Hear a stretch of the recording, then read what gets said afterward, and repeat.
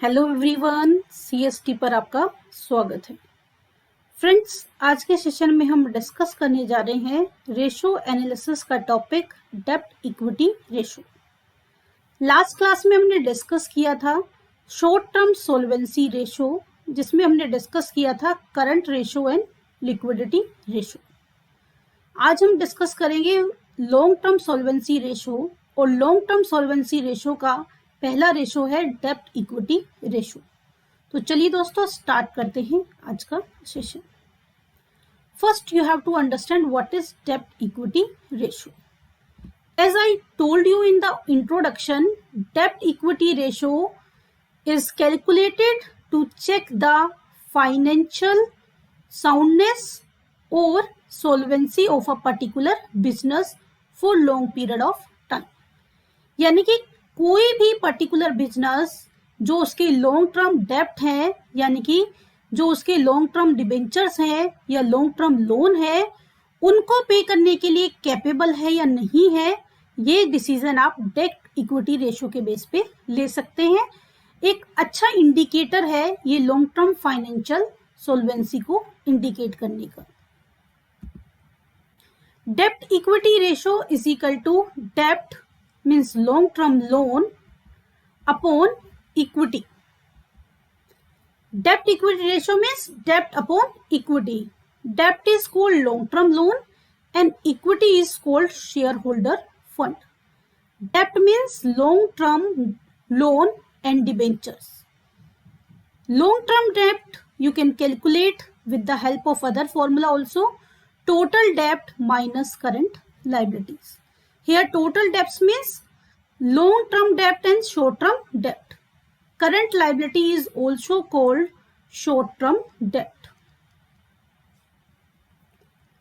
Therefore अगर आपको long term डेब्ट कैलकुलेट करना है और टोटल डेब्ट गिवन है, तो उसमें से आप शॉर्ट टर्म डेब्ट या करंट लायबिलिटी लेस कर देंगे, you will get the value of long term डेब्ट। Then equity, in equity we take the summation of equity share capital, preference share capital, capital reserves and surplus, credit balance of profit and loss, और you can say profit portion, minus debit balance of profit and loss means loss, minus preliminary expenses minus underwriter commission. You have to understand what is preliminary expenses. Preliminary expenses आपको पता है, आपको एक एक content पता होना चाहिए, so that you will not find any difficulty in the calculation or solving a particular numerical. Preliminary expenses क्या है? Preliminary expenses वो expenses होती हैं जो कोई भी organisation at the time of establishment of that particular organisation spend करती है। यानी कि जब कोई ऑर्गेनाइजेशन बनती है तो उसके इंफ्रास्ट्रक्चर पे, उसको स्टार्ट करने के लिए उसकी मार्केटिंग पे हैवी कैपिटल इन्वेस्ट की जाती है। उन पर्टिकुलर इन्वेस्टमेंट को एक साथ राइट ऑफ नहीं किया जाता, धीरे धीरे उस पर्टिकुलर इन्वेस्टमेंट को सब्सक्वेंट ईयर में कंपनी के प्रॉफिट एंड लॉस से राइट ऑफ किया जाता है। सपोज किसी कंपनी को बनाने के लिए 10 करोड़ रुपीस लगे स्टार्टिंग में, तो कंपनी नेक्स्ट ईयर के प्रॉफिट एंड लॉस से पूरे के पूरे 10 करोड़ 10 लाख, इट में बी एनी इमेजिनरी डेटा हम ले रहे हैं, 10 लाख के 10 लाख नेक्स्ट ईयर के प्रॉफिट से राइट ऑफ नहीं करेगी। वो क्या करती है, इसको कुछ पार्ट्स में करेगी। सपोज कंपनी ने डिसीजन लिया है कि इस पर्टिकुलर इन्वेस्टमेंट को वो 5 ईयर में राइट ऑफ करेगी, तो वो 5 ईयर्स का क्या कर निकाल देगी, एक इंस्टॉलमेंट। 10 करोड़ है, 5 ईयर में राइट ऑफ करना है, यानी कि हर साल कितना कितना राइट ऑफ होगा, 2 करोड़। 2 करोड़ हर साल के प्रॉफिट एंड लॉस से राइट ऑफ हो जाएगा, और बाकी बचा हुआ बैलेंस क्या करेंगे, बैलेंस शीट में एसेट साइड में शो करते हैं। कहाँ आती है ये, बैलेंस साइड की एसेट साइड में। सपोज किसी ईयर में आपने 10 करोड़ में से 2 करोड़ कर दिया, तो एसेट में आप क्या लिख देंगे, प्राइमरी एक्सपेंसेस के नेम से 8 करोड़। फिर नेक्स्ट ईयर के प्रॉफिट एंड लॉस से 2 करोड़ राइट ऑफ कर देंगे, और नेक्स्ट ईयर की बैलेंस शीट जो बनेगी तो उसमें क्या लिखेंगे, 6 करोड़, एंड सो ऑन। जब तक ये कंप्लीटली राइट ऑफ नहीं होता है, इसको कंपनी की बैलेंस शीट में एसेट साइड शो करती है। Now understand what is underwriter commission. मैंने आपको बताया कि ये सारे बैलेंसेस आपने यूज करने हैं, सबके मीनिंग आपको पता है। आपको प्रिमिनरी और अंडरराइटर में कंफ्यूजन होता है, जिनको पता है वेल एंड गुड, नहीं पता है तो मैं उस चीज को एक्सप्लेन कर रही हूँ आपके लिए। अंडरराइटर कमीशन क्या होता है? जब कोई कंपनी है तो शेयर इशू करने के लिए वो हेल्प लेती है अंडरराइटर्स की। अंडरराइटर्स में बी अ पर्सन और अ पर्टिकुलर बैंक और फाइनेंशियल ऑर्गेनाइजेशन, यानी कि जो ऑर्गेनाइजेशन या कोई बैंक या कोई पर्सन, इट में बी ब्रोकर, वो रिस्पॉन्सिबिलिटी लेते हैं किसी कंपनी को के पर्टिकुलर शेयर्स को सोल्ड कराने की, और उसके बदले में उनको कमीशन मिलता है। तो ऑब्वियसली जब कंपनी की कैपिटल रेज की जाती है शेयर के थ्रू, और उसके ऊपर अगर सपोज 1% भी कमीशन है तो उसकी वैल्यू भी बहुत हैवी होती है। उसको भी आप सब्सिक्वेंट ईयर में इमीडिएटली राइट ऑफ नहीं कर सकते, या सब्सिक्वेंट ईयर के प्रॉफिट में इमीडिएटली चार्ज नहीं कर सकते। तो उसको आप अंडरराइटर कमीशन के नाम से कहाँ दिखाते हैं? बैलेंस शीट में एसेट साइड। क्लियर है? और जब उसको आप राइट ऑफ करोगे तो उतना पोर्शन प्रॉफिट एंड लॉस में दिखाते जाओगे, बाकी बचा हुआ पोर्शन आप बैलेंस शीट में शो करोगे, just like preliminary expenses. Then equity की सिचुएशन अगर इस तरह से है कि आपको गिवन है टोटल एसेट्स या टोटल लायबिलिटी, तो टोटल एसेट्स और टोटल लायबिलिटी में से आपको टोटल डेब्ट क्या कर देने हैं? माइनस। बैलेंस शीट का टोटल, जब हम बैलेंस शीट की बात करते हैं तो बैलेंस शीट में लेफ्ट हैंड साइड में लायबिलिटी होती है और राइट हैंड साइड में एसेट होती है। एसेट और लायबिलिटी का जो टोटल होता है वो क्या आता है? सेम आता है। इसलिए आप टोटल एसेट लो या टोटल लायबिलिटी लो, कोई फर्क नहीं पड़ता, क्योंकि दोनों का ओवरऑल टोटल क्या रहता है? सेम। एज पर सिचुएशन जो भी आपको गिवन है आप यूज करेंगे, माइनस टोटल डेब्ट।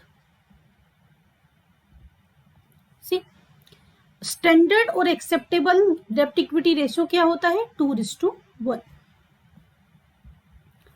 न्यूमेरिकल करते हैं ताकि आपको कंसेप्ट अच्छे से क्लियर हो जाए। You have given total assets 2,25,000, total डेब्ट 2 लाख, करंट लायबिलिटीज 80,000। कैलकुलेट डेब्ट इक्विटी रेशियो। आपको पता है, अभी मैंने बताया कि डेब्ट इक्विटी रेशियो का फॉर्मूला क्या होता है? डेब्ट equity ratio is equal to डेब्ट अपॉन इक्विटी। ठीक है, अब यहाँ पे अगर हम डेब्ट की बात करें तो डेब्ट कैसे कैलकुलेट होंगे? आप देख रहे हैं आपको टोटल डेब्ट गिवन है और करंट लायबिलिटी गिवन है। Current liability is just like short term डेब्ट। तो आप डेब्ट निकाल रहे हो, ये वाला डेब्ट, यानी कि ये डेब्ट कौन सा था आपका? लॉन्ग टर्म डेब्ट। लॉन्ग टर्म डेब्ट इज इक्वल टू टोटल डेब्ट माइनस करंट लायबिलिटी। टोटल डेब्ट is your 2 lakh rupees and current liability is 80,000। 2 lakh में से 80,000 लेस किया, 1,20,000। ठीक है, देन आफ्टर दैट इक्विटी निकालना है।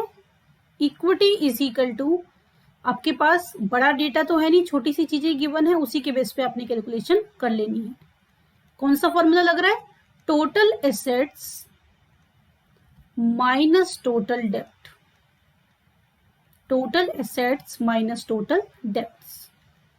टोटल एसेट्स आपकी कितनी है? Your total assets 2,25,000। See, total डेब्ट आपके कितने हैं? 2 लाख। लेस करोगे यू विल गेट 25,000। रुपीज 1,20,000 आपके डेब्ट आ गए, 25,000 आपकी क्या आ गई? इक्विटी आ गई। इतना बताइए क्लियर है कि नहीं? क्लियर है? देन रेशो में पुट कर दीजिए, डेब्ट equity ratio is equal to dept upon equity. 30 से 30 लेस कर दिया, कट कर दिया, सोल्व कर दीजिए इसको। 25 4 जा 100 पॉइंट 200 हो गया, 25 8 जा, ठीक है, 25 8 जा 200, 4.8 रेशो 1। और you can write the simplification form of this. 5 से कट हो रहा है, 5 5 जा 25, 5 2 जा 10, 5 4 जा 20, 24 रेशो 5 और 4.8 रेशो 1। दोनों में से कोई भी आंसर आप राइट कर सकते हैं। आप एमसीक्यू कर रहे हो तो अकॉर्डिंग टू ऑप्शन आप टिक करेंगे, अदरवाइज आप इस तरह से आंसर राइट कर सकते हैं। बट मैं आपको रेकमेंड करूंगी 1 के कंपैरिजन में देखना चीजों को इजी रहता है। अगर आप ये वाला आंसर लिखते हो तो वो बेस्ट प्रेजेंटेशन होगी आपकी इंस्टेड ऑफ दिस, क्योंकि ये कंफ्यूजिंग रिप्रेजेंटेशन है। यहाँ पे आपको पता चल रहा है कि 1 रुपीज की इक्विटी है एंड 4.8 के क्या है, डेप्ट है एज कंपेयर टू दिस। तो इस तरह से आप चीजों को कंपेयर करके देख सकते हैं और डिसीजन ले सकते हैं। Now come eight question number 2।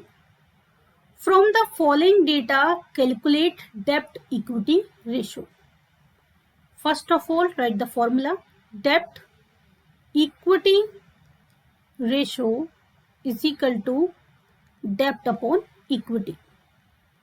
आप डिस्क्रिप्टिव कर रहे हो तो फॉर्मूला राइट करिए, ऑब्जेक्टिव कर रहे हो, एमसीक्यू कर रहे हो तो आपने डायरेक्टली आंसर फाइंड आउट कर देना है। डेप्ट क्या है आपका, डेप्ट is equal to 10% debentures plus long term loan.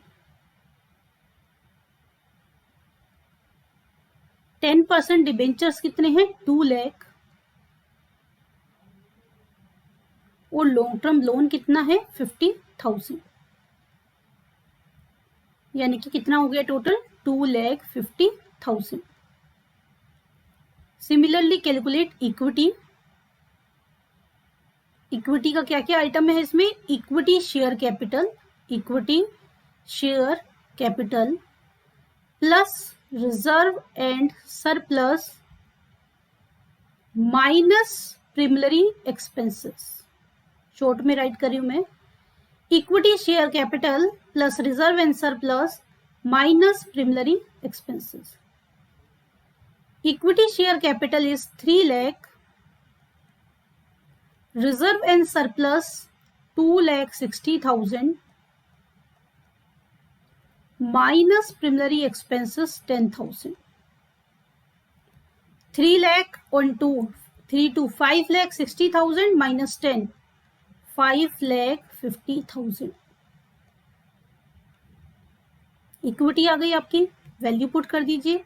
Dept equity ratio is equal to debt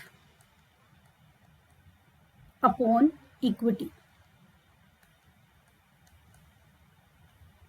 40 से 40 कैंसल, 5 5 जा 25, 5 से कट गया 11, 11 4 जा 44, 6 60 हो गया, 11 5 जा 55, 50, 11 4 जा 44 एंड सो ऑन। यही रिपीट हो रहा है, 4 5 4 5 4 5 आता जाएगा, यानी क्या आ गया 0.45 ratio 1 is the right answer.